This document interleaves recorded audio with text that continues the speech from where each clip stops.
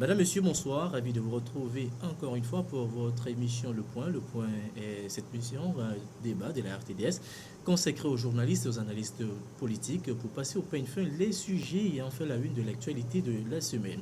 Et comme d'habitude, mesdames et messieurs, nous recevons pour vous des confrères avec qui nous allons essayer de passer une heure de temps pour analyser ces sujets. Le tout premier invité de ce soir est Germain Poli. Il est le directeur de publication du journal Togo Réveil. Germain, bonsoir. Bonsoir Dani, bonsoir à tous les téléspectateurs de RTDS. Également sur ce plateau, Carlos Ketowu, directeur de publication du journal L'Indépendant Express. Carlos, bonsoir. Bonsoir Daniel, bonsoir chers téléspectateurs de la RTDS. Voilà, merci à vous d'avoir accepté notre invitation. Nous allons ouvrir les débats avec ce sujet qui passionne toute la presse togolaise. Je veux parler de la Convention de l'Union pour la République qui s'est tenue cette semaine au nord du pays, à Kara, une convention qui a tenu en haleine de la presse, comme je le disais en introduction. Germain Poli, c'est une convention qui a créé la surprise pour certains. La surprise pour certains, peut-être ceux qui ne sont pas observateurs avisés de la scène politique, mais je pense que pour la plupart des militants d'UNIR, des sympathisants d'UNIR, pour la plupart de ceux-là qui savent lire la scène politique, l'investiture du président sortant comme candidat du parti UNIR, donc à la prochaine présidentielle du 15 avril, n'est pas une véritable surprise, parce qu'on a vu pendant longtemps, d'un côté ou de l'autre, du pouvoir ou de l'opposition, beaucoup d'énergie focalisée autour donc, de la personne du président de la République. Pour l'opposition, c'est le candidat qu'on ne voulait pas voir à l'élection, alors que pour les partisans d'UNIR, c'est le champion qui va donc remporter cette élection. Et donc, on a tout de suite compris, lors de la convention, que l'issue était presque connue d'avance. Il s'agissait tout simplement, comme l'ont dit les militants d'UNIR, d'une formalité, donc pour répondre aux exigences du code électoral. Donc, c'est pour cela que cette convention s'est tenue et a investi le candidat Faure Gnassingbé pour prendre le devant du parti UNIR à cette présidentielle. Voilà, Carlos Ketowu, il y a eu tellement de supputations par rapport au choix même du candidat d'UNIR. D'aucuns parlaient d'une certaine Ingrid Awade. Aujourd'hui, on se retrouve avec le président Faure Gnassingbé. Est-ce une surprise pour vous? Non, ça aurait été la surprise si c'était une autre personne qui avait été désignée, comme on le pensait. Mais c'est vrai, nous avons analysé au cours de la semaine qu'à la veille de cette convention, qu'on risque d'avoir une surprise dans la mesure où le pouvoir UNIR est miné par des dissensions internes, où on a constaté de part et d'autre qu'il y a certaines personnes à qui on a attribué l'intention de vouloir se présenter, de ne pas vouloir que le chef de l'État, Faure Gnassingbé, le candidat de l'UNIR, puisse encore empiler, et avec toutes les dissensions, avec toutes les oppositions au sein du parti UNIR, du parti au pouvoir, on s'était dit qu'on pourrait vivre un scénario exceptionnel. Mais la surprise n'était pas au rendez-vous. Et c'est Faure Gnassingbé qui a été encore investi comme candidat du parti UNIR. Et du coup, la remarque que j'ai faite, c'est que cela a provoqué un tollé qui semble exacerber la situation politique actuelle. Parce qu'il y a certaines personnes qui continuent par retenir leur souffle en se disant que bon, il peut y avoir surprise pour Faure Gnassingbé, comme lui-même est champion en surprise, peut créer la surprise à tout le monde et dire que bon, voilà, je ne me présente plus, je souhaiterais que quelqu'un d'autre le fasse. Donc les gens ont retenu leur souffle jusqu'à la dernière minute avant de voir Faure Gnassingbé choisi comme le candidat de UNIR. Et du coup, cela a exacerbé du côté de l'opposition la situation politique avec les développements que nous connaissons aujourd'hui. Et Alberto Olympio qui siège actuellement au niveau de la CENI pour réclamer les correspondances de l'ANC envers le Premier ministre pour réclamer des choses. Donc cela a provoqué un tollé actuellement qui vient rentrer un peu dans le cadre de la date limite de dépôt de candidature sur laquelle nous allons... On en viendra, voilà. Germain Poli, Carlos Ketowu le soulignait à l'instant, on a cru entendre qu'il y avait tellement de dissensions internes même au sein du UNIR, mais aujourd'hui, on a l'impression que ça n'existait pas, ces dissensions. Bon, je crois que les gens voient ce qu'ils veulent voir dans un camp ou dans l'autre. Mais vous parlez tout à l'heure de Ingrid Awadé, qui était citée comme candidate, je crois bien avant la convention. Elle a répondu à un journaliste en disant qu'elle était candidate à quoi que ce soit.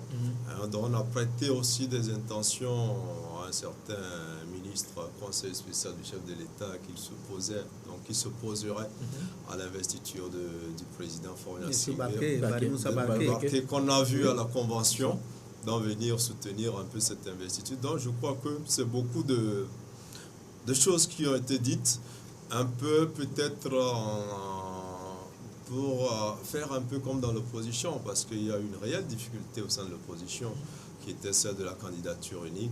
Pendant longtemps, il y a eu ce conclave-là, il y a eu plusieurs négociations donc, qui n'ont pas abouti. Je pense que les gens ont tout simplement voulu projeter cela dans le camp d'en face pour montrer que dans les deux camps, il y avait des problèmes. Non, je pense que depuis le début, même quand vous voyez la réaction... On dit souvent qu'il n'y a pas de fumée sans feu, il doit en avoir. Oui, mais malheureusement, je pense que là, il y a eu de la fumée sans feu, puisque quand vous prenez même le comportement des députés d'UNIR à l'Assemblée nationale, quand ils ont rejeté la proposition du gouvernement et l'explication donnée par le président du groupe parlementaire UNIR, c'était clair que les députés étaient formels, que le président de leur parti devait être candidat donc à la prochaine élection. Oui, mais bon, j'aimerais ne pas me dire qu'il n'y a pas de dissension sur ces partis. Vous savez, en politique et dans beaucoup de dynamiques, la contradiction, c'est ça qui fait développer, c'est ça qui essaie de connaître toutes les tendances et de pouvoir évoluer. La gestion des crises.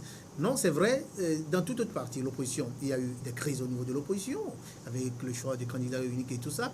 Mais au niveau du pouvoir également, je crois qu'il y a eu des dissensions, qu'il y a eu des velléités, il y a eu des gens qui ont des idées contraires à ce qui était unanimement acquis. Mais on a l'impression que comme le parti UNIR, comme on le connaît, c'est un parti, le parti au pouvoir, qui a des contraintes à infliger à certains de ses militants qui ne veulent pas rester dans les rangs et ce qui fait du coup reculer ces tendances-là, ces velléités-là. Ce qui fait que personne, même si on a des intentions de dire que non, il ne faudrait pas que Faure se présente encore, il faut voir une autre personne, moi je suis candidat, on ne peut pas le manifester, tout simplement parce qu'on risque de se faire broyer dans la machine UNIR qu'on connaît.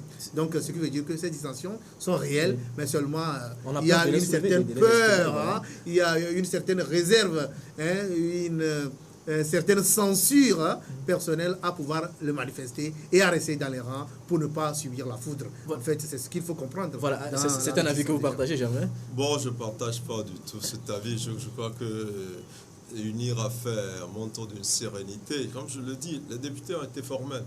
Puisque les gens disaient que ces réformes-là devraient rétroagir. Ils ont dit non en le disant, ils pensaient au président de leur parti à qui ils pensent qu'il faut donner la chance de poursuivre un peu son œuvre. Donc c'est assez clair. Mais quand on a monté un peu cette affaire avec Barké, avec Ingrid Awadé, certaines qui ne voudraient pas, il y a eu pas mal d'occasions publiques qui ont prouvé que c'était de la pure... Oui, ça ne correspondait pas à la réalité, parce que quand on le disait que Barké serait enfui, tout ça, nous on avait même eu l'occasion de voir Barké, le chef de l'État, aux obsèques de Bamondi, au moment où les rumeurs là commençaient, et il y a eu plein d'éléments qui sont venus contredire cela, mais les gens se sont entêtés tout simplement pour dire qu'il n'y a pas la même... Il y a les mêmes difficultés qu'au sein de l'opposition. Moi, je pense. Maintenant... Oui, mais c'est vrai que il arrive quand même à la famille, quoi. C'est plutôt l'opposition qui donnait des idées à UNIR pour dire, bon, que UNIR choisisse un autre candidat que le président Faure. Ça, c'est de l'opposition qu'on le disait. Voilà. Ça se disait pour sein du parti, ça se disait pour sein du parti. Non, alors qu'au sein d'UNIR, il n'y avait pas de... On a cru entendre qu'il y avait des personnes qui n'étaient même pas d'accord, qui voulaient que le président puisse être remplacé par quelqu'un d'autre. Oui, bon, nous, les informations que nous avons eues, nous avons discuté avec un certain nombre de personnes qui sont des cadres, qui sont de grandes personnes, qui sont à UNIR, qui sont de grands cadres, des personnes qui ont des postes de responsabilité, qui disent tout bas des choses qu'ils n'osent pas dire plus haut. C'est pourquoi je dis qu'il y a une censure, une peur qui ne permet pas aux gens de manifester clairement en raison d'un rouleau compresseur politique qui risque de les broyer. Donc c'est pourquoi on reste dans les rangs. Mais cela ne dure pas très souvent longtemps. quand on est obligé de faire la langue de bois, de ne pas manifester ses humeurs, ça finit par imploser. Et le parti, parce que les gens vont se dire que ça existe partout. Ça existe partout, naturellement, c'est ce que je dis. Mais pour un parti comme UNIR, vous savez, ce n'est pas un parti comme n'importe lequel. C'est quand même le parti qui a été au pouvoir, du moins c'est UNIR, qui a été remplacé par un parti RPT qui a fait 38 ans, plus les 10 ans de Faure Gnassingbé, qui se trouve avoir le patronyme de Gnassingbé, qui était son père, tout ça là. Donc il y a tous ces enjeux-là qui jouent, qui font que l'UNIR n'est pas un parti comme tout autre parti dans les autres pays où on peut faire des comparaisons et logiques. C'est pourquoi je dis, à tout moment, quand l'occasion se présentera pour ceux qui aujourd'hui sont un peu réticents à consommer le choix de Faure Gnassingbé, quand l'occasion se sera présentée à eux pour faire la revanche, ce serait un peu suicidaire pour le parti. Mais c'est ce que je disais, à UNIR, on arrive quand même à laver les linges sales en famille. Et c'est ce qui s'est encore passé. Rapidement. On sait comment les partis sont créés, comment les partis fonctionnent au Togo. Ce problème, par exemple, ne peut pas exister à l'ANC. Il n'y a pas un challenger à Fabre à l'ANC. Il passe. Quand vous prenez à Obu, il n'y a pas un challenger à Agoueme Kodjo. Il passe. Mais quand vous prenez, par exemple, au cas la succession d'Agoueba, c'est vrai qu'Agoueba peut-être a désigné son successeur, mais là, il y avait un peu de challenge, mais celui qui était président a pu s'imposer. Donc, on sait comment les partis fonctionnent. Ce qu'il dit, on le verrait dans les pays occidentaux où il y a des primaires, où on voit qu'il y a plusieurs challengers, mais chez nous, ça n'existe pas. On sait déjà qui est le président. J'aime pas trop le terme président fondateur, mais malheureusement... c'est le cas, c'est la réalité. Oui, c'est le cas. Donc, un peu dans tous les partis au Togo, on sait, c'est le président du parti qui passe. C'est difficilement que quelqu'un d'autre vienne. Ce n'est pas comme dans les autres pays où on analyse forcément les candidats pour voir qui a plus de chances de passer.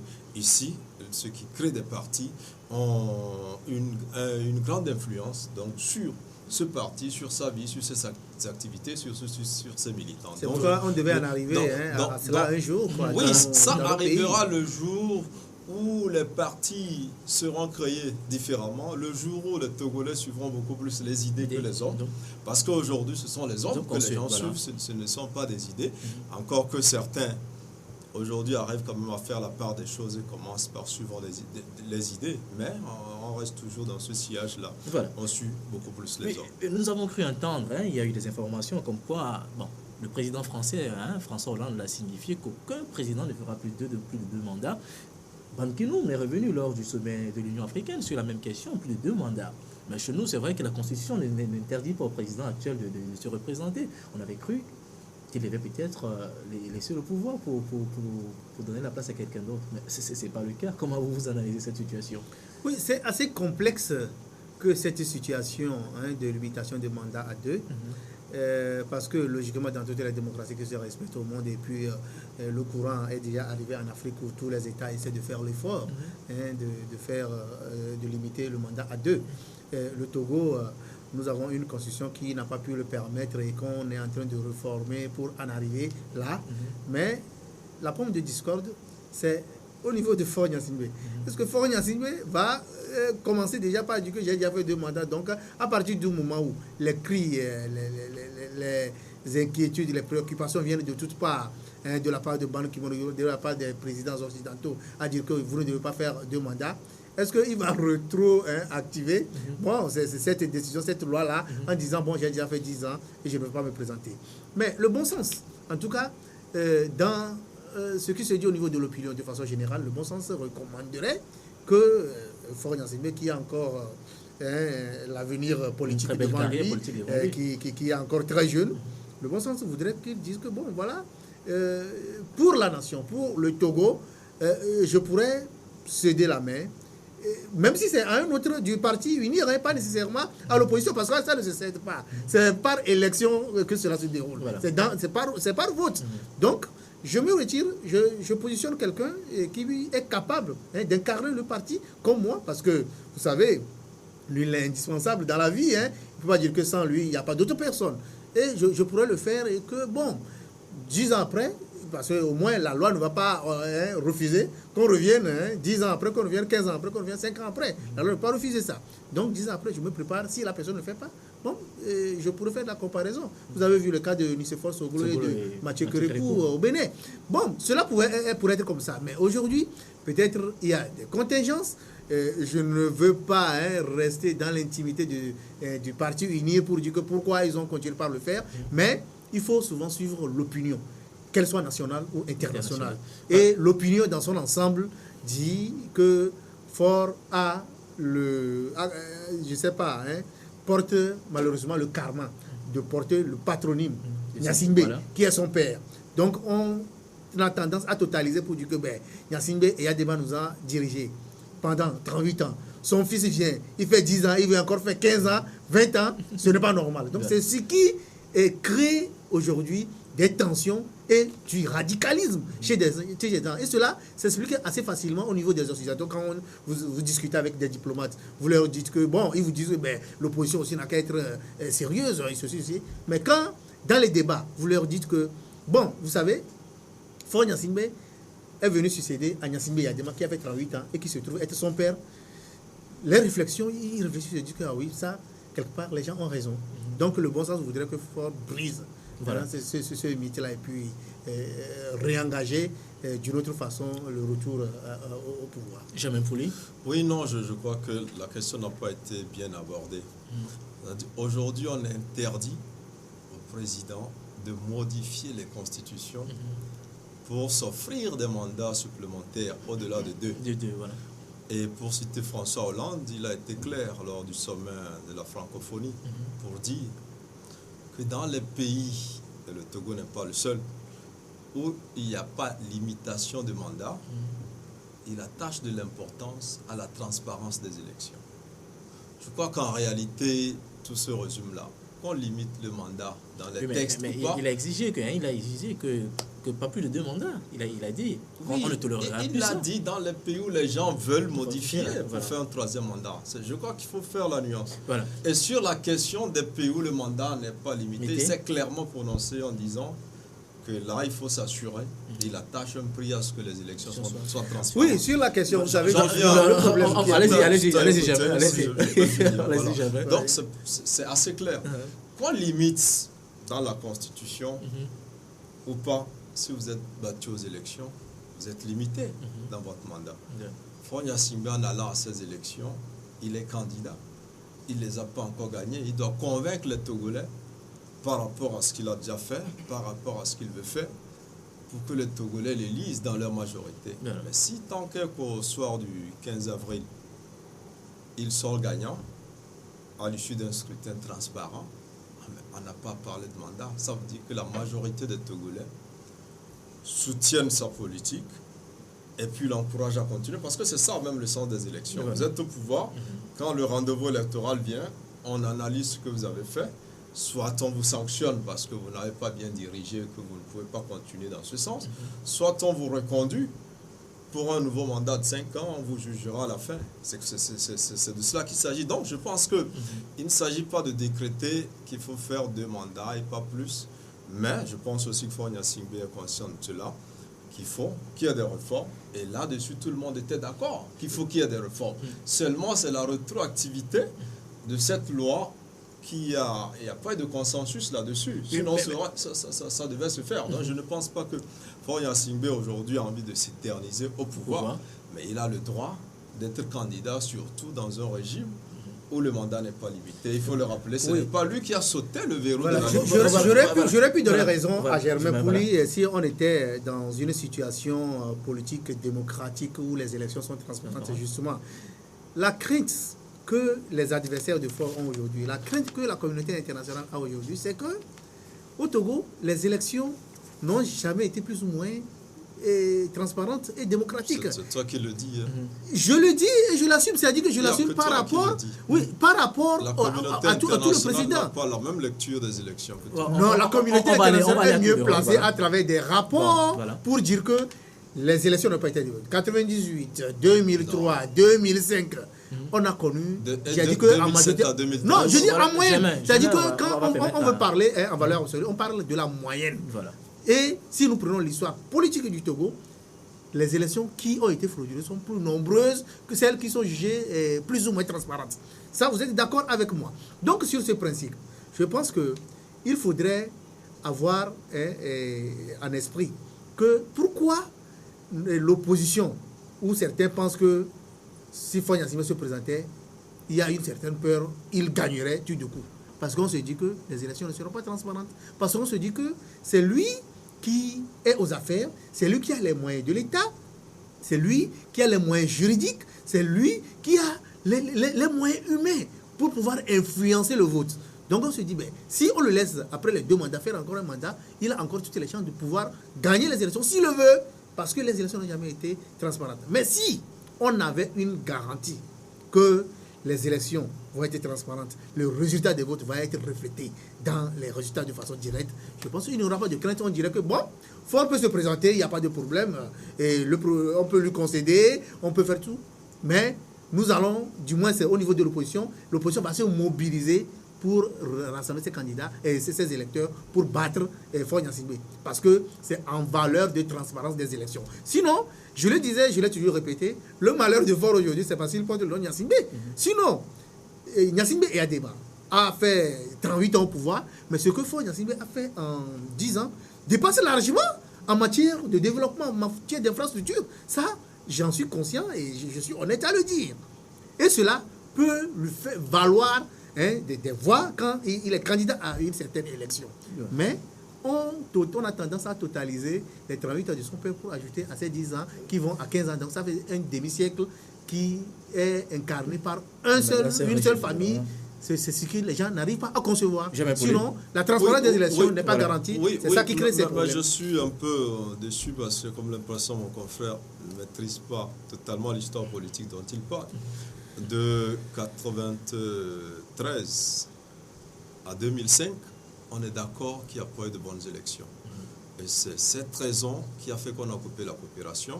Le Togo était sur... De 1993 à 2005. À 2005, oui. voilà. Oui. On est d'accord qu'il n'y a pas eu de bonnes élections. Et les partenaires du Togo ont dit que le pays, il y avait un déficit démocratique. Mais après l'APG en 2006, il y a eu des élections en 2007 qui ont été reconnues transparentes et crédibles. Oui, mais quand on fait la moyenne... Non, je parle de la moyenne, il faut calculer. Ce n'est pas une question de moyenne. Ça veut dire que la démocratisation, en réalité, a commencé en 2007. Non, faut pas... La démocratisation du Togo a commencé en 2007 avec les premières élections transparentes. Même en 1994, certains opposants disent qu'elle était transparente parce que l'opposition a gagné. Mais jusque-là, la communauté internationale a dit non. Jusqu'en 2005, il y a eu déficit démocratique. Ah oui. Et de 2000... Parce que la démocratie ne se limite pas à l'élection. Ça, c'était et il y a des membres. Mais de 2007 à 2013, les 3 dernières élections ont été reconnues transparentes.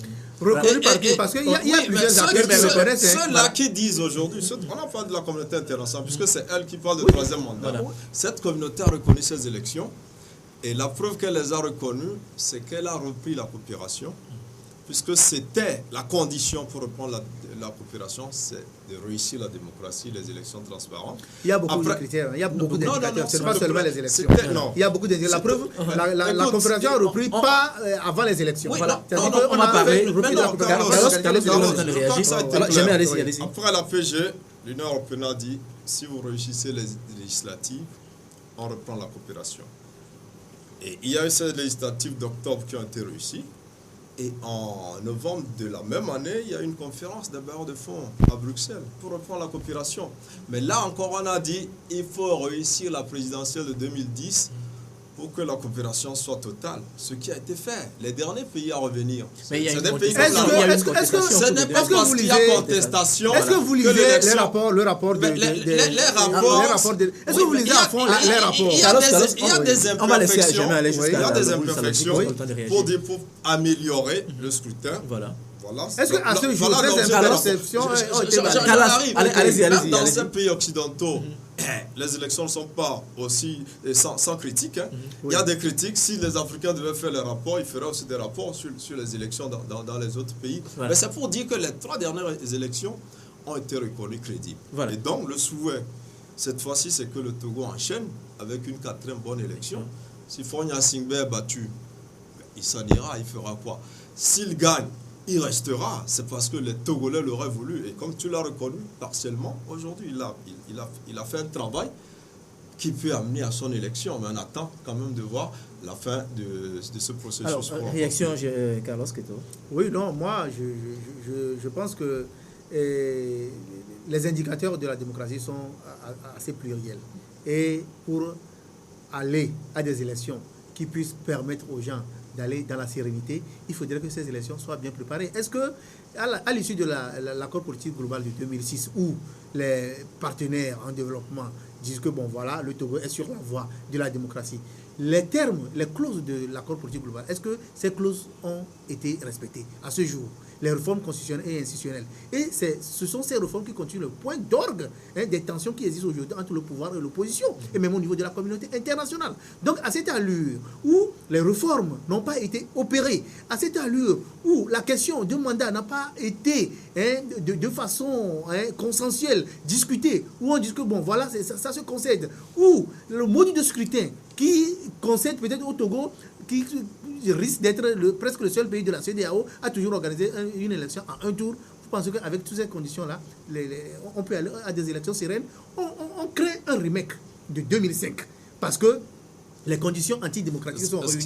Il n'y a pas eu de réformes en 2007 et 2010. Non, il n'y avait pas eu de réforme, mais il n'y a pas eu de violence comme il faut. Il n'y a pas eu de violence tout simplement parce qu'il n'y avait pas d'enjeu. L'enjeu aujourd'hui, c'est que Faure est en train de briguer un autre mandat, un 3e mandat que les gens n'acceptent pas. Ça veut dire que les gens veulent en découdre. Les gens veulent en découdre. Quand vous allez sur le terrain, vous écoutez les militants des partis politiques. Le terrain politique, les militants, il faut aller partout. De l'opposition. Non, de l'opposition comme du pouvoir. Il y a des craintes aussi au niveau des militants du pouvoir. Je vais proposer d'avancer. Il faudrait que l'opposition aussi essaie de comprendre les choses pour qu'on puisse aller. Moi, j'entends ce langage de la part des partisans du pouvoir. Ça veut dire que chacun aujourd'hui retient le souffle pour se dire. Je n'attribue pas sur le terrain. Carlos, jamais, on va avancer dans les échanges. Je vais vous proposer de suivre un peu la situation avant les élections présidentielles. Aucun parle de boycott, d'autres disent non. Pourquoi? On va suivre ça dans cet élément réalisé par Godwin Apedo. L'opposition togolaise va-t-elle respecter sa tradition de participation en rang dispersé à la présidentielle? Au jour le jour, la chance d'une candidature unique de l'opposition s'amenuise. À moins de 2 mois de la présidentielle, les débats au sein de l'opposition ne posent pas moins d'inquiétude aux Togolais sur sa participation au scrutin. In fine, 2 positions se dégagent en guise de conditions pour une participation aux élections selon certaines formations politiques de l'opposition. Pas de participation sans réforme, pas de boycott même sans réforme. Des positions qui s'illustrent bien avec ce tableau de réponse du berger à la bergère, du Comité d'action pour le renouveau et de l'Alliance nationale pour le changement. Les Togolais ont été scandalisés d'apprendre que le président de l'ANC pense que les réformes politiques ne constituent pas pour lui une urgence, car à l'écouter, il est sûr de gagner le scrutin présidentiel, même au cas où ces réformes n'auraient pas été réalisées. Entre le schéma défendu par le CAR et celui que prône l'ANC, il faut choisir. Il est temps que nos populations sortent le pays de l'impasse politique qu'ils traversent depuis des années en faisant un choix clair entre ceux qui le trompent et ceux qui lui disent la vérité. À Jean-Pierre Fabre de répliquer: nous ne cautionnerons jamais ceux qui poussent au boycott pour offrir un nouveau quinquennat à Fornia Singbe sur un plateau en or. En effet, les responsables du CAR, constants dans leur démarche, ont pour ambition affichée de réduire le taux de participation dans Lomé commune et dans la préfecture du Golfe qui représente le tiers de l'électoral, en poussant les populations à l'abstention, offrant ainsi leur fameux 3e mandat à Fornia Singbe. Pas de doute. Depuis le démarrage du processus devant déboucher sur l'élection présidentielle, le CAR et l'ANC affichent des positions antagonistes, des positions qui inclinent à ne pas croire à la candidature unique de l'opposition. C'est dans cet imbroglio que les Togolais s'apprêtent à aller aux urnes le 15 avril prochain, une date rendue publique par le gouvernement au cours du Conseil des ministres tenu ce mardi à Kara. Voilà, retour sur ce plateau. Je vous rappelle, mesdames et messieurs, que nous recevons Germain Poli, directeur de publication du journal Togo Réveil, et Carlos Quito, directeur de publication du journal indépendant Express. Nous les recevons pour le compte de ce nouveau numéro de l'émission Le Point. Chers confrères, vous avez suivi l'élément. On parlait tantôt du boycott ou pas de la présidentielle. Le problème se pose au sein de l'opposition. Carlos, comment vous voyez cette situation? Les deux parties ont raison, c'est assez complexe. Et les deux parties ont raison dans la mesure où ceux qui prônent le boycott pensent que les conditions ne sont pas réunies, que les élections étaient toujours frauduleuses. Ils ont réclamé les réformes, ils n'ont pas pu avoir les réformes. Ouais. Ils ont demandé un certain nombre de choses pour garantir la crédibilité du scrutin. Ils ne l'ont pas obtenu, donc c'est normal, à leur niveau, c'est logique qu'ils pensent qu'il faille boycotter l'élection. Ceux qui soutiennent la participation à l'élection sont dans la logique de l'histoire politique du Togo, où on a vu que le boycott a causé des torts à l'opposition.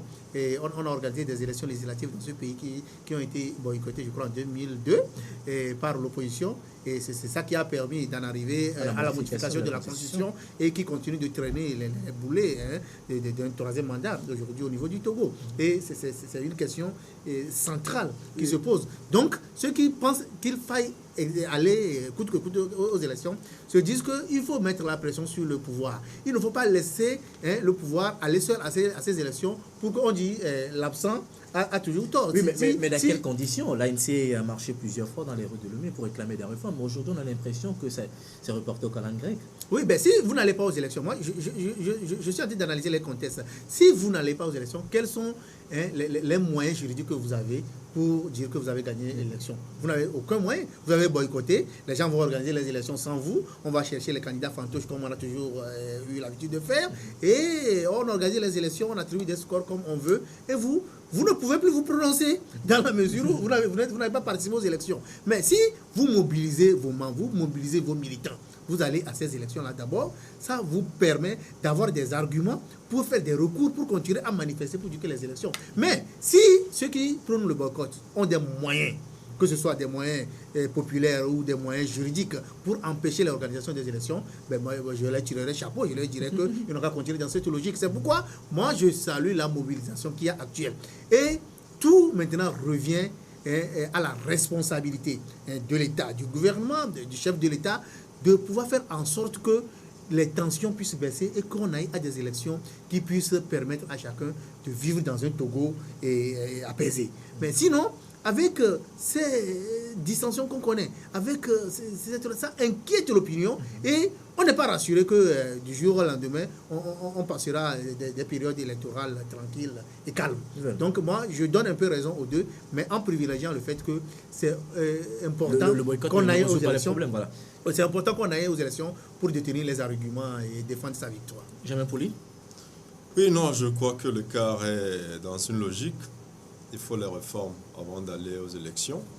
Et l'ANC était dans la même logique, sauf que finalement, elle ne parle plus de réforme, elle est en pré-campagne depuis quelques temps déjà. Et donc, le CAR sait qu'avec la loi actuelle qui régit l'élection dans un scrutin à un tour, où il y a déjà une diversité de candidatures au sein de l'opposition, il sera difficile à un parti politique de l'opposition de remporter. Donc je crois que c'est eu égard aux différents résultats des 3 dernières élections. Bon, un parti politique ne peut pas fonctionner comme ça. C'est-à-dire que vous allez à l'examen. Il y a eu grève au cours de l'année, les cours n'ont pas été tenus. Vous êtes élève. Il va aller oui, laissez-moi juste lui donner. Il va aller au bout de sa logique, vous allez revenir. Il va aller au bout de sa logique, mais je suis en train de le prendre au bon par rapport à la situation du CAR, c'est-à-dire à la position du CAR. Voilà des élèves qui sont aujourd'hui en train d'aller à l'école. Il y a eu des grèves intermittentes. Et l'élève se dit, on dit en juin, les examens auront lieu, le bac aura lieu. L'élève dit que, bon, en raison des grèves qu'il y a eu, on n'a pas bien suivi les cours et tout ça là, bon, je démissionne, je ne vais pas à l'examen. Qui perd? C'est l'élève qui perd, naturellement. Ce n'est pas le professeur, ce n'est pas l'enseignant, tout ça là qui perd. Donc, il faut mobiliser les chances de son côté pour aller Enfin, mais je sais qu'il y a certains qui font du dilatoire, certains partis politiques, tout simplement parce qu'il y a des antagonismes entre des partis politiques. Je vais donner l'antagonisme qui existe entre l'ANC et le CAR. Cela consiste à quoi? Tout simplement parce qu'il y a un maître Yaovi Agboibo qui est de la génération de Gilchrist Olympio, avec qui il a fait la lutte pendant plusieurs décennies, qui n'a pas abouti. Et on voit émerger un lieutenant de Gilchrist Olympio dans un autre qui est devenu leader, chef de file de l'opposition. Naturellement, ça crée des frustrations, ça crée des envies, ça crée des jalousies. Donc on ne peut pas voir... Est-ce qu'on peut analyser la situation sous cet angle? Oui, parce que moi, je l'analyse par rapport Dani, à... moi, je vois qu'il va juste placer un mot. Il s'est offert le double du temps. Voilà, on va y aller, on va y aller. Et il parle, il s'arrête pas. Il va plus consécuter, on va continuer. L'émission pour eux, c'est déjà fini. Je vous laisse. Non, si vous voulez. Mais j'ai juste saisi la balle au bon pour juste... Voilà. Tu as récupéré le double. Voilà, on y va, je disais tout simplement, le CAR est resté dans sa logique. Figurez-vous, le CAR est l'un des rares partis qui s'est battu pour qu'il y ait des réformes, jusqu'à proposer une solution médiane par rapport à... Pour qu'il y ait quelle réforme? Non, Carlos, vous n'avez plus la parole. Mais l'initiative de l'opposition d'introduire une proposition de réforme, l'accord politique depuis longtemps. Carlos, vous aurez le temps de réagir. L'accord politique l'a déjà prédit. Mais Carlos, tu me laisses parler. Voilà, ça vient de l'ADI et du CAR. La deuxième proposition qui est passée à l'Assemblée, ça ne vient pas de l'ANC. Quel est le résultat? Oui, mais l'ANC a bloqué les réformes. Mais oui, ça a été... on va le permettre. C'est un logique. S'il te plaît, Carlos, on va le laisser parler. Donc, moi, je pense que le CAR est resté dans sa logique. Faisons les réformes et allons aux élections. Comme ça, tout le monde, ceux qui souhaitent peuvent être candidats si les deux tours sont acquis, et qu'au deuxième tour, les gens s'aligneront. Et Jean-Pierre Favre lui-même était dans cette logique, sauf qu'il croyait que les autres allaient s'aligner derrière lui. Mais quand il s'est retrouvé finalement avec l'échec du colloque et avec même au sein du CAP 2015 avec des particules qui ne représentent rien, quand il va à ces élections, à ces conditions-là, ça inquiète certains qui disent mais non, mais pourquoi? Vous verrez même des partenaires de l'ANC qui ont battu le pavé pendant des mois pour réclamer les réformes, qui sont opposés à cela. Mais est-ce que le boycott est une solution? Là, je le rejoins. Je dis non.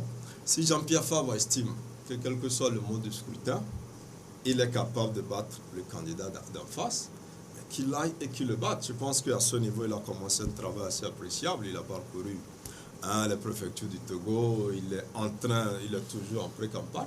Mais c'est de cela qu'il s'agit. Je crois qu'au lieu de s'accrocher à la limitation du mandat, comme il le faisait, aujourd'hui, il a compris que c'est dans les urnes qu'il faut battre le président sortant. Et on va assister, pour moi, puisque sa candidature est de plus en plus confirmée, à un beau match. On verra de quel côté se trouve aujourd'hui le Togolais. Mais est-ce que toutes les conditions sont réunies pour que le jeu soit équitable? Les conditions sont réunies pour la simple raison, d'abord, que l'organisation est consensuelle. C'est-à-dire la CENI, qui organise les élections aujourd'hui, est composée des différents parti. Mais avec quel résultat? C'est-à-dire qu'il faut toujours en venir au résultat. Aujourd'hui, il y a des gens qui manifestent devant la CENI parce que vous aurez le temps de parler. Allons-y, Germain. La CENI est une composition consensuelle. Il y a l'ANC qui a la CENI, il y a la CDPA qui a la CENI, il y a le PSR qui a la CENI, qui sont des CAP 2015. Oui, il y a le CAR qui a la CENI. Oui, mais ces partis ont eu à soulever beaucoup de problèmes. Et continuent de les soulever. Mais les décisions qu'ils prennent sont consensuelles. La plupart des décisions... Il y a des partis de l'opposition qui en temps, on dit, les délégués de l'opposition, qui ne sont pas d'accord avec elles. Mais non, ils vont... On va aller, Carlos, je reviens à vous. C'est pour te dire, ils prennent une décision consensuelle, après ils disent ce sont des solidarités. Si c'était par vote, on peut dire, bon, vous êtes minoritaire, vous vous désolidarisez. Jusque-là, la plupart des décisions à la CENI, je le dis, sont consensuelles. Ça veut dire que l'organisation de l'élection est consensuelle. C'est et l'opposition et le parti au pouvoir qui organise ces élections à travers la CENI. Donc, les jeux sont clairs. On donne l'impression que la CENI, c'est une institution de l'État. Non, c'est une institution composée. Oui, mais on a l'impression que l'État... Vous voulez dire que les représentants de l'ANC sont vendus déjà? Il y a eu beaucoup de déclarations, même quand on dit que le ministre Bawara agit maintenant. Il agit sur les gens de l'ANC, de la CDPA, du PSR, du CAR. Non, ça dit que quand l'organisation est consensuelle, on ne nous présente pas la CENI comme une institution de l'État. C'est inférieur à l'État. Mais non, C'est les inférieur à l'État représentants de parce l'ANC que- sont inférieurs à l'État au sein de la CENI. Ils sont combien, les représentants de l'ANC? ils Il faut sont voir combien? le nombre de personnes qu'il y a à l'ANC et puis Non, le nombre écoute, total des membres de la mais CENI. cette CENI, Et puis, sa composition vient de laissez-moi- l'APG. Laissez-moi Est-ce que tu fonctionner. sais que c'est sur la base d'un Laissez-moi accord fonctionner que sur cette les CENI a été informations. composée? On va aller. Monsieur Germain, voilà, laissez-moi Germain. fonctionner Allez-y, sur des allez-y, informations. Non, laissez Les les informations, gens vous aurez le les temps de- informations, Est-ce que vous c'est savez Germain, que cette CENI les est composée informations, sur la base c'est que Vous aurez l'ANC le temps a de- envoyé un parce que là, courrier. on s'entend pas, on ne s'entend plus. L'ANC a Allez-y, envoyé un allez-y. courrier au gouvernement pour dire qu'on leur a transmis aujourd'hui le fichier électoral en PDF. Et que quand eux, leurs experts ont analysé ces fichiers-là, les fichiers ne sont pas fiables. Et qu'ils demandent qu'on redéfinisse l'organisation de ces fichiers-là pour trouver un fichier fiable. Ça, c'est un des résultats de la Commission électorale nationale indépendante. Aujourd'hui encore, il y a le candidat Alberto Olimpio qui est devant les portes de la CENI avec une mobilisation, un sitting, pour demander que le fichier lui soit présenté et qu'il vérifie la fiabilité. Parce que d'après ses Est-ce que analyses, c'est normal le de fichier n'est pas présenter le fiable. fichier électoral à un candidat comme ça? C'est même légal. Voilà. C'est même contenu dans le code électoral que les fichiers seront mis à la disposition de tous les candidats. Ok. Et c'est en cela que Alberto Olimpio s'est déplacé. Il est d'abord allé pour voir. On lui a dit qu'on va lui transmettre ça en PDF. Et cela a été transmis en PDF. Les différents partis politiques commencent à trouver des erreurs dans le fichier parce qu'il n'est pas fiable et il ne permet pas. Lui à demande un la qui base se de passe. données ou le fichier, il y a une différence entre les deux. Bon, si tout était transparent, mais il n'y a pas de problème qu'on Voilà. puisse lui donner la base de données. Voilà. Si on n'a rien à cacher, Cacher. ben on lui donne, il voit, il dit que bon voilà, c'est bon, on peut continuer. C'est un candidat à l'élection présidentielle, ce n'est pas banal. Donc il doit s'assurer d'un certain nombre de conditions liées à cette élection avant de pouvoir engager 20 millions de francs CFA pour aller engager de l'argent pour faire sa campagne et tout ça là. Parce que, rappelez-vous, on ne retourne pas les 20 millions quand vous n'avez pas un certain pourcentage. Voilà, 5%. Et on n'est pas, s'il n'est pas sûr d'avoir les 5%, il ne va pas jeter 20 millions. Allez-y. Donc, Oui, non, Voilà, parce que allez-y. quand j'écoute Carlos, je vois l'ANC qui disait la même chose à la veille des législatives, hein, qu'on a inscrit des mineurs, qu'on a inscrit des Oui, mais étrangers. jusque-là, c'est difficile J'en de viens, vérifier parce que combien de personnes déclarent dans la viens. société au Togo? Mais quand on a affiché, puisque les listes seront affichées, hein, tout le monde aura accès pour détecter les doublons et ceux qui ne méritent pas d'être inscrits. Oui, mais C'est une la phase. question de mineurs, on ne doit pas la minimiser. Parce que Oui, les non, listes, oui, c'est- mais l'ANC a dénoncé ça en 2013. Et puis, le J'en viens, rapport de non, l'Union non, non, européenne non, l'a laissez réitéré. parler, s'il te plaît. Carlos, on va laisser Non, jamais l'ANC parler. l'a demandé quand on a affiché. Est-ce qu'ils ont relevé les mineurs et les étrangers dans les Un rapport de l'Union européenne Non. l'a réitéré. Il n'y en a pas. Comment on peut les Parce que relever? Aujourd'hui, oui, mais les photos et les noms sont affichés.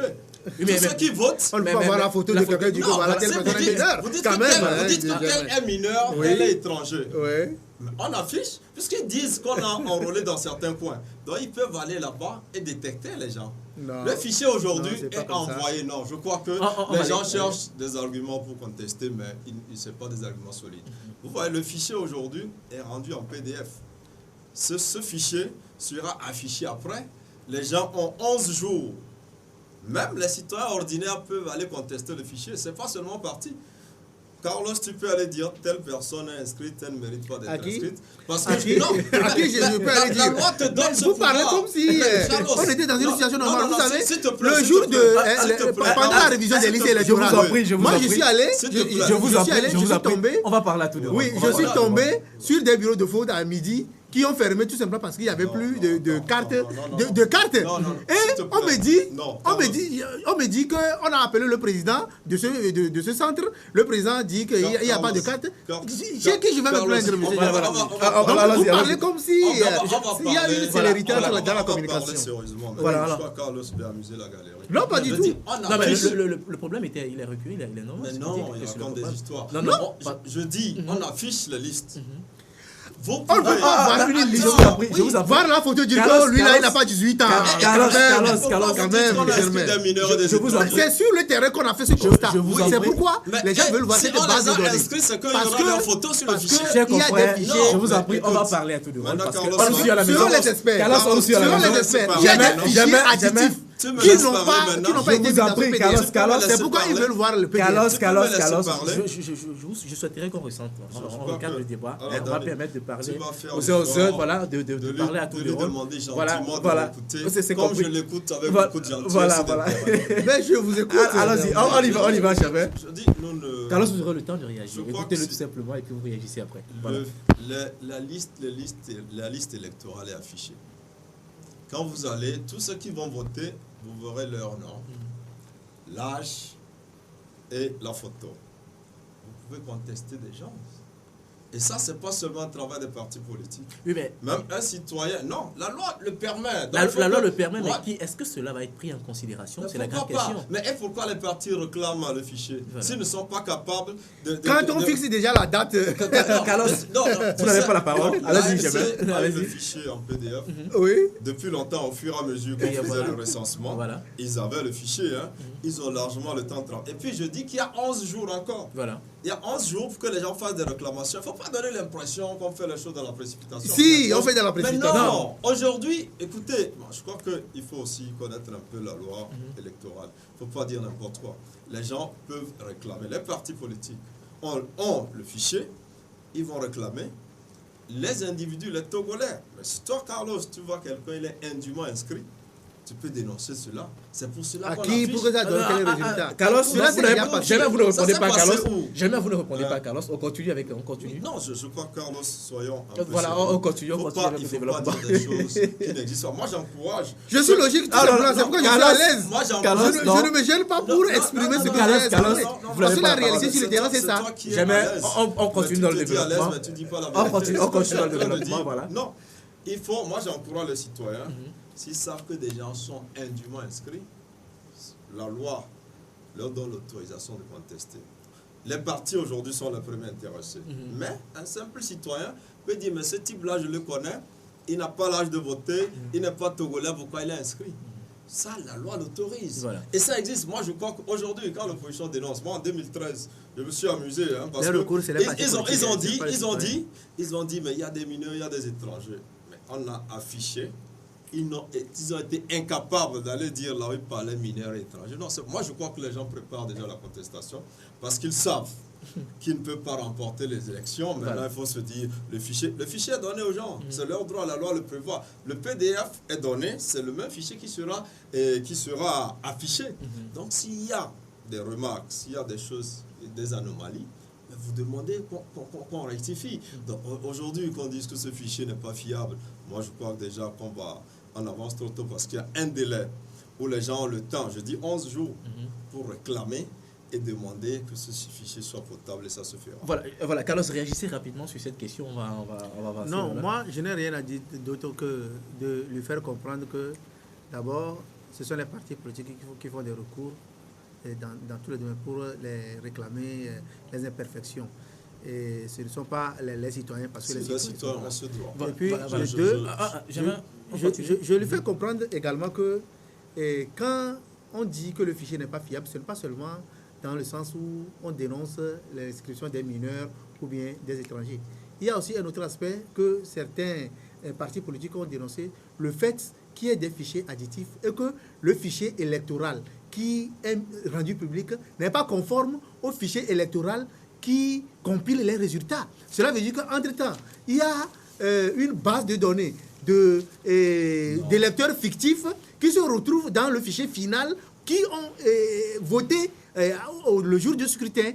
Et c'est ce que les gens sont en train de dénoncer. C'est pourquoi Alberto Olympio existe à aller dans la base de données. Pour que, au lendemain du scrutin, quand il y aura la proclamation des résultats, il verra que est-ce que les personnes qui ont été inscrites et les électeurs qui ont vraiment voté, dont on a affiché les listes électorales, est-ce que ce sont ces personnes-là seules qui se retrouvent dans le fichier de procès-verbaux des élections? C'est ça que les gens posent. Donc si il n'y a pas de problème, si tout est clair, tout est transparent, mais on n'a qu'à lui donner cette base de données, et puis il ne va pas tripatouiller quand même la base de données. Donc on va s'éterniser sur la les question. partis politiques ne suivent pas le processus. On va pas s'éterniser sur la question. C'est purement technique. Il oublie qu'il y a les représentants de l'opposition à la CENI. Ça veut dire qu'il leur colle toutes ces anomalies et ça veut dire que les représentants de l'opposition sont à l'origine de cette anomalie-là qu'ils dénoncent. Non. Mais oui, puisque c'est la CENI qui le fait. Voilà, c'est Non. pas... Donc, non, mais c'est vrai. Je vais proposer Ils ont de fermer toujours cette dénoncé page. justement. On va fermer Les cette page. partis politiques le À la dénoncent. CENI, Oui. qui sont membres de la CENI. Mais ils le dénoncent. Est-ce que vous suivez un peu les débats au niveau? On va fermer mais cette non. page. Je vais proposer d'avancer. Mais non. On va fermer Carlos, cette page toi aussi. consacrée aux élections présidentielles. On va parler à présent maintenant du bras de fer qui dure depuis plusieurs mois entre les travailleurs d'un côté. Je vais parler de la synergie des travailleurs du Togo et le gouvernement. Depuis plusieurs années que la question a été mise sur la table. On n'a toujours pas trouvé de solution. Et plus étonnant, c'est la sortie de l'autre centrale syndicat. La FTBC. Là, voilà, qui est entré dans la course, mais qui dit de son côté que tout va bien. Les accords signés, je vais parler de M. Rolmador. Rolmador et son groupe. Qu'est-ce qui ne va pas?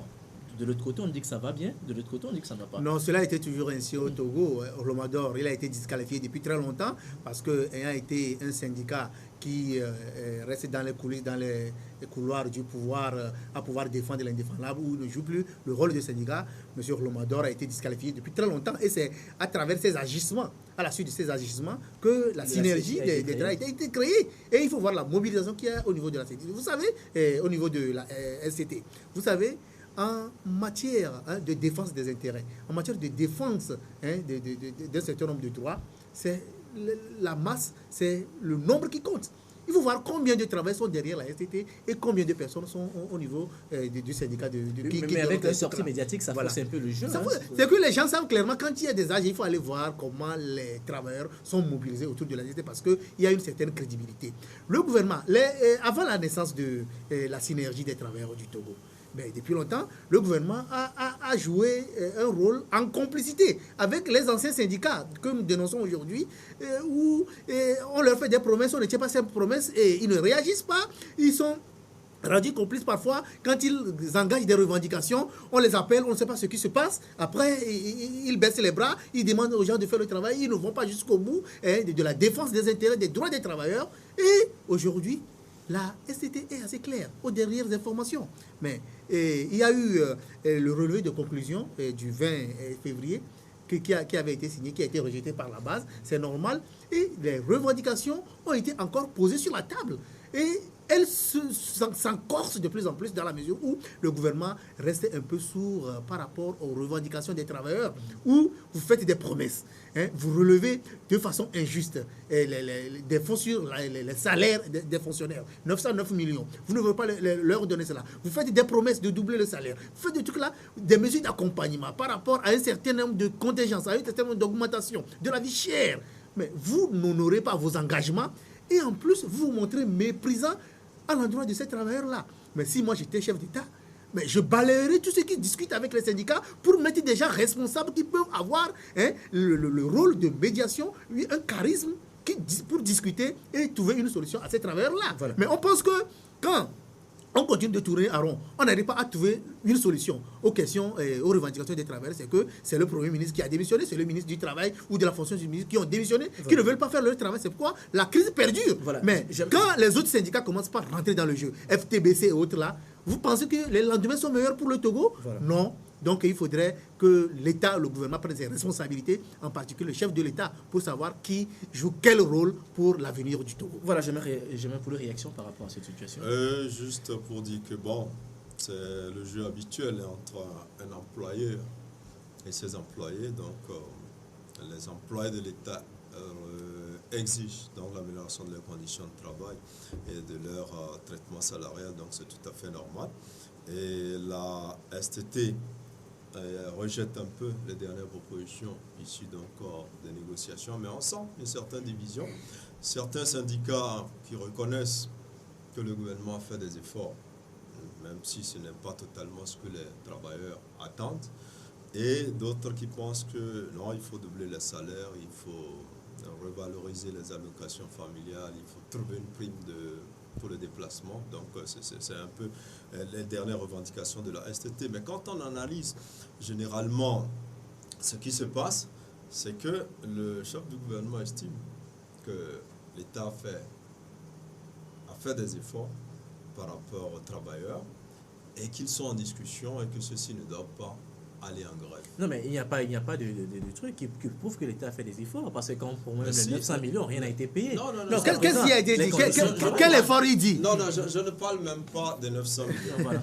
Les 900 millions, l'État dit qu'il va les payer. Mais quand vous prenez de 2006 à 2014, ne me dites pas que les salaires des fonctionnaires sont restés les mêmes. Hein. 3% avec oui, Yavi Adouibo à l'époque, quand il était Premier ministre. 3% d'augmentation de salaire par rapport à l'augmentation du carburant à plus de 30%, et par rapport à la vie chère. Et par rapport à un certain nombre de choses. 3%. Oui, il y a des augmentations. Dites-moi les augmentations qu'il y a eu. Il y a des augmentations de 10% dans ce pays. Voilà. Il y en a eu de 6%, de 5%. En cumulé ou bien de quelle façon? Mais il faut expliquer pour que les gens puissent comprendre, parce que quand vous dites 10%, quand vous dites 16%, quand vous dites 30%, ça veut déjà 19%. Ça veut dire qu'il y a déjà eu une augmentation de 19% depuis 2004. Non. Je ne suis pas là pour parler des augmentations, mais c'est parce qu'il ne parlait que de 3% que je lui rafraîchis la mémoire. Aujourd'hui, les augmentations... Mais malgré ces augmentations sont pas considérables, sont insuffisantes. Est-ce que les revendications sont légitimes? Aujourd'hui, s'il te plaît... Si elles ne sont pas légitimes, le gouvernement n'allait pas faire des promesses. Il y a des fonctionnaires aujourd'hui qui ont vu doubler leur salaire. Qui ont vu doubler, oui, ça les fait bas la salaires, oui. D'autres ont vu une augmentation de 20 à 30%. Oui. Certains ont vu jusqu'à 50%. Ce que les travailleurs demandent aujourd'hui, c'est de doubler totalement. Et c'est de bonne guerre. C'est leur droit. Il faut mettre la barre haut et pour obtenir le maximum. C'est leur droit. Mais dire qu'il n'y a pas eu d'augmentation, c'est là où je veux lui dire que certains ont vu leur salaire doubler dans cette affaire. Donc des efforts. À quel taux, à quel pourcentage, vous savez? Non, et quand vous prenez des fonctionnaires d'une catégorie, 2%, 3% de personnes et donc qui ont vu leur salaire augmenter, on ne peut pas en faire une moyenne. Vous comprenez? Carlos, vous ne répondez plus. Allez-y. On n'a plus du temps. Voilà, allez-y. Les efforts ont été faits et il faut le reconnaître. Mais il faut aussi reconnaître qu'aujourd'hui, la dévaluation est vraiment ressentie, que le pouvoir d'achat, il faut l'augmenter. Ça aussi, il faut le reconnaître. Donc, d'un côté, vous avez le gouvernement qui estime qu'on a fait des efforts et que les travailleurs se comportent comme si on n'avait rien fait. De l'autre côté, les travailleurs qui estiment que non, tout ce que nous on veut, c'est qu'il faut doubler nos salaires, il faut augmenter les allocations familiales, il faut augmenter les primes de déplacement. Mais je pense qu'entre les deux voies qui semblent opposées, il y a quand même une médiane, c'est qu'il faut être en discussion et il faut le faire progressivement. L'État était clair. Mais quand le Premier ministre, les discussions ont débuté depuis plusieurs mois. Quand le Premier ministre dit, par exemple, qu'il n'est pas au courant de ce qui a été dit, est-ce qu'on sent vraiment une volonté? Non, j'en viens. L'État avait dit, il y a pratiquement 2 ans, c'est tout ce qu'on peut faire. C'est notre dernière offre. Mais il a pris des engagements. Oui, est-ce que vous en rappelez? Mais voilà, donc je pense qu'il faut discuter. Les fonctionnaires vous diront, bon, l'État a dit on va créer l'OTR, on va mobiliser davantage, on va augmenter. Mais le premier exercice de l'OTR, on a vu que les prévisions des recettes n'étaient pas ce qu'il y avait. Parce qu'il était mal ficelé. Voilà. Donc je pense que c'est là où il faut qu'il y ait un dialogue permanent. Voilà. Parce qu'il faut que l'État satisfasse ses travailleurs. Il faut aussi que les travailleurs comprennent qu'il y a des priorités dans tous les secteurs aujourd'hui. Aujourd'hui, il ne s'agit pas seulement de bien payer les salaires, il faut les infrastructures, il faut créer des emplois, il faut financer l'agriculture, il faut développer les communautés à la base, il faut assurer une politique de l'énergie qui couvre un peu les zones rurales et tout ça. Donc, il y a des priorités dans tous les domaines. Il faut même augmenter l'aide de l'État à la presse. Oui, mais même... J'ai oublié cette priorité-là. Voilà. Mais l'une des priorités, la santé, ça fait partie d'une priorité. Oui, mais l'éducation, l'État de tout est prioritaire. Au niveau de la santé, aujourd'hui, il y a l'INAM qui a une grande avancée. Oui, mais je parle des infrastructures mises en place pour la... Mais parce qu'on a eu à voir les images du CHU. On n'a pas de scanner, on n'a pas de trucs. Voilà, ça fait beaucoup de problèmes. D'autres cherchent même des hôpitaux avant des scanners. Il y a des points où il faut éviter de raisonner en faisant des comparaisons négatives, mon cher ami Gérard Pouli, en disant que d'autres personnes ailleurs c'est pire et que c'est pourquoi il faut maintenir le pays. Chez vous. Je parle des zones qui n'ont pas. Moi je suis vraiment choqué quand on essaie de faire ça. Merci. Moi je pense que pour conclure rapidement, moi j'aimerais juste dire que le gouvernement n'est pas obligé. Le gouvernement n'est pas obligé. Merci à vous. merci à vous, merci chers invités, merci. Merci à vous, Germain Poulier. Je rappelle que vous êtes directeur de publication du journal Togo Réveil. Merci également, Germain, merci. Jérémy, merci. Merci également à Carlos, directeur de publication du journal indépendant Express, pour ces débats très chauds. Merci à la maison de nous avoir suivis. On vous retrouve la semaine prochaine, même heure, même chaîne, pour un tout nouveau numéro de votre émission Le Point. Au revoir.